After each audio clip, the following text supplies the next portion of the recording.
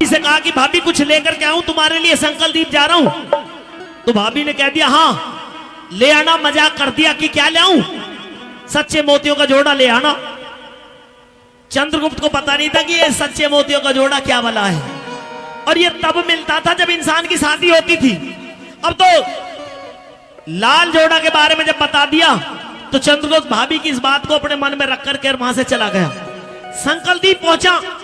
व्यापार का सारा हिसाब किताब करने के बाद में, यानी कि व्यापार पूरी तरह से करने के बाद, उस सच्चे मोतियों के जोड़े के चक्कर में जो घूमने लगता है, लेकिन कहीं नहीं मिला। एक विद्वान व्यक्ति ने बताया रे इंसान की जब शादी होती है तो शादी के समय पे ये लाल जोड़ा, सच्चे मोतियों का जोड़ा कहते हैं जिसे, वो मिलता है। अच्छा, तो चंद्रगुप्त ने सोचा कि तू एक काम कर। एक बारात जा रही थी, संयोग ऐसा बना कि उस बारात में जाकर के कहने लगा कि भाई इस बारात का जो मुख्य आदमी वो कौन है, कि दूल्हे का पिताजी है। उससे जाकर के कहा जी मुझे सच्चे मोतियों का जोड़ा चाहिए, कीमत जो भी कहोगे आपको मिल जाएगी। उन्होंने कहा अच्छा सच्चे मोतियों का जोड़ा चाहिए। हाँ, संयोग ऐसा था कि दूल्हे एक आंख से काना था। अब उन्होंने ये सोचा क्योंकि पहले ब्राह्मण नाई रिश्ता भी कर दिया करते थे, रिश्ता 6-6 महीने साल भर भी रह जाया करते थे। बीच में अगर किसी को कोई दिक्कत आ जाए, आंख में कोई चोट फेंट लग भी गई तो कोई बात नहीं, ब्याह तो कर ही लेंगे, रिश्ता हुआ पड़ा है। उन्होंने सोचा एक काम कर लेते, फेरे तो इस लड़के के साथ में ले लेते हैं, और जो दहेज भी मिलेगा, दुल्हन भी मिलेगी, वो हमारे पास में रहेगी। इसे केवल सच्चे मोतियों को जोड़ा ही तो चाहिए, मिल जाएगा। उससे कहा कि भाई कीमत कुछ नहीं, कीमत इतनी है, अब बस तुझे इसने ये जो यहाँ पर बारात आई है हमारी, इसमें दुल्हन के साथ में फेरे लेने हैं। ठीक है, चंद्रगुप्त इस बात पर तैयार हो गया। धर्म सेठ की लड़की धर्ममालती के साथ में चंद्रगुप्त की शादी होती है, विवाह होता है, फेरे पड़ते हैं। फेरे पड़ने के बाद में बारात रात में रुकी हुई थी। चंद्रगुप्त के मन में एक बात दौड़ गई कि तूने अग्नि को साक्षी मान करके इसके साथ में फेरे तो ले लिए हैं, पर तू इसके साथ में धोखा कर रहा है। भगवान को भी बुरी लगेगी, भगवान भी तुझे माफ नहीं करेगा। तो चंद्रगुप्त के मन में ऐसी बात आई कि उसने वो बात धर्ममालती को बता दी, देख मेरी तेरी शादी तो हुई है, पर मैं तेरे साथ में केवल फेर और तलक का ही गुनहगार हूं। उसके बाद में मेरी और तेरी मंजिल अलग अलग होगी। क्यों? क्योंकि मैंने सच्चे मोतियों के जोड़े के चक्कर में तो उससे शादी की है। अब तो ये बात धर्ममालती ने अपने पिता धर्मसेठ को जब इस बात का पता बताया, भेद बताया कि हमारे साथ में धोखा हुआ है, जिसके साथ में मेरे फेरे फिरे हैं वो केवल फेरे तलक का ही मेरे साथी है, उसके बाद में वो मुझे भी छोड़ करके चला जाएगा और दहेज और दुल्हन ये सब इनके पास में जाएगा। जब धर्मसेठ को इस बात का पता चला तो उन्होंने बारातियों को भी, दूल्हे को भी, उनको वहां से पीट करके भगा दिया, और अगले दिन चंद्रगुप्त के साथ में ही धर्ममालती को विदा कर दिया। दान दहेज दिया, धर्ममालती को विदा कर दिया, और विदा करने के बाद में चंद्रगुप्त धर्ममालती को लेकर के चल दिया। लेकिन मन में एक बात दौड़ने लगी कि तू इसे शादी करके लेकर के जा रहा है, सेठ जी की अनुमति तूने नहीं ली, इसे लेकर के जाएगा तो कौन से मुंह से जाएगा, इससे कैसे पीछा छुड़ाना चाहिए। चलते चलते समुद्र में एक टापू था, उस टापू पर जहाज को लगा दिया, और जहाज को रोक करके धर्ममालती थकी हुई थी, उसको नींद आ जाती है। तो चंद्रगुप्त एक चिट्ठी लिखता है, और उस चिट्ठी में अपने हालात लिखता है, किस तरह की कहानी लिखता है, सुनिए इस रागनी के द्वारा। अरे दोष मेरा दूं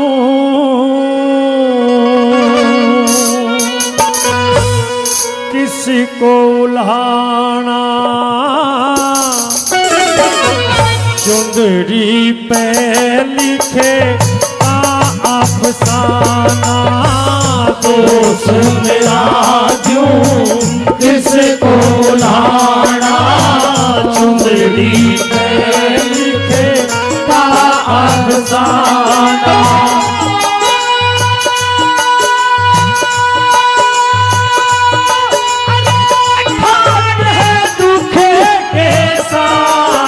हकीकत खोल के सारी हारे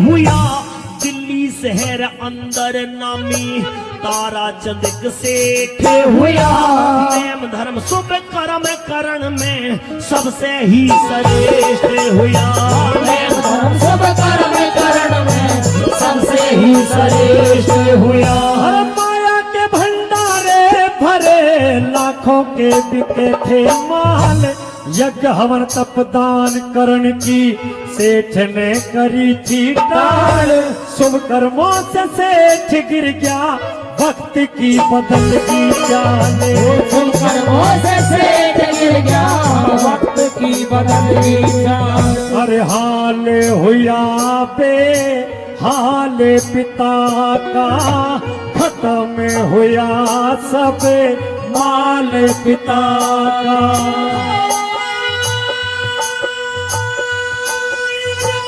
एक लगी नारा तू बिके सब महल सा प्यारी हारे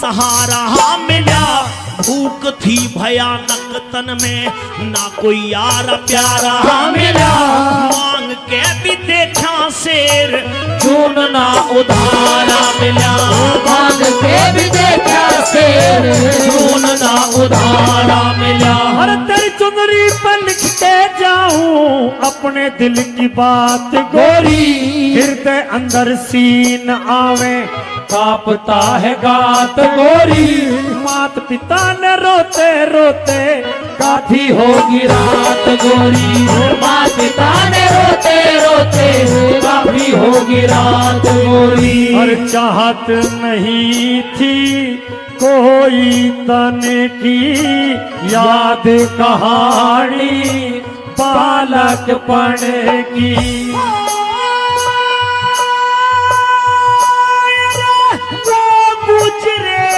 हालात याद करे दुख होवे भारी हारे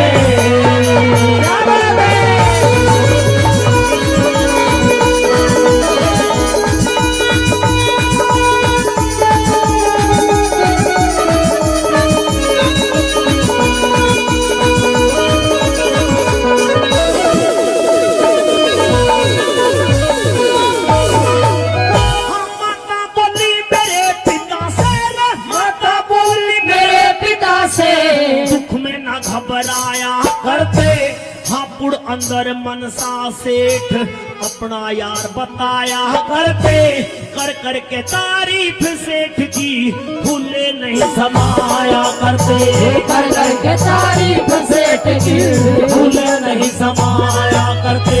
अरे हापुड़ चले जाओ जो कुछ यार मदद कर दे थारी खोल के बताना उसको अपने दुख की बात सारी आपत्ति में देखी जैसे यारी और रिश्तेदारी आपत्ति में देखी जैसे यारी और रिश्तेदारी। हर भारी दुख में काया आगी साथ ले लिया मैं निर्भागी कुछ कर माता से बात करी फिर हापुड़ की प्यारी हारे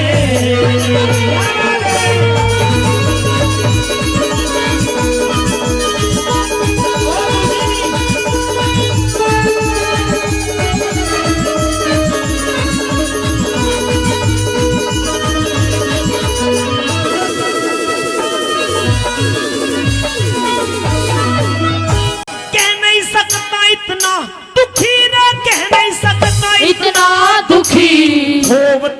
चला था पिता, मन के मोती लगन लड़ी में पोवता चला था पिता, कंधे पे बैठा के मुझे रोवता चला था पिता, कंधे पे बैठा के मुझे रोवता चला था पिता। और बालकपन में दुख दर्दों से भरा था पिता ने मुझे, मनसा के अधीन हापुड़ भरा था पिता ने मुझे, 200 रुपए में गिरवी वही धरा था पिता ने मुझे, 200 रुपए में गिरवी वही धरा था पिता ने मुझे। अरे सरा था पिता ने ना मुझको छुड़ाया, आज तलक ना वापस आया।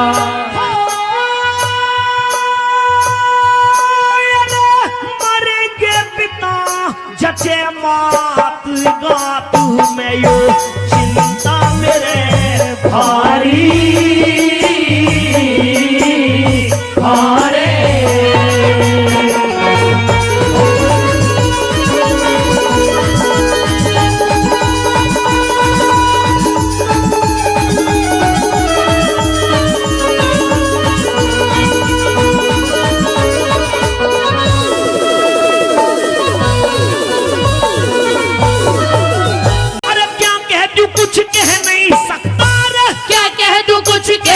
सकता बात आसमात होगी, संकल दीप आके एक गलती अपने हाथ होगी, सेठ जी की आज्ञा बिना शादी तेरे साथ होगी, सेठ जी की आज्ञा बिना शादी तेरे साथ होगी। अरे मनाया भतेरा पापी मानता न मन मेरा, लड्डन सिंह भी दुखी होके पाड़ के चला है डेरा, कहीं चली जाइए जहाँ राम जी ले जावे तेरा, कहीं चली जाइए जहाँ राम जी ले जावे तेरा। और ना बेरा दिखे बेरा न राजबल, करम गति क्या क्या आलम था पत्नी पति का, ना तेरा राजबल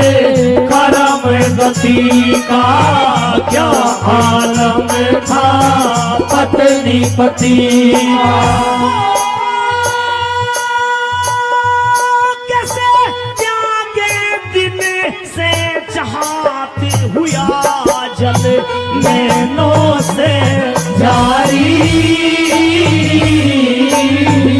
हारे। हर दोष मेरा जो किसको लाना, टुकड़ी पे लिखे का अफसाना।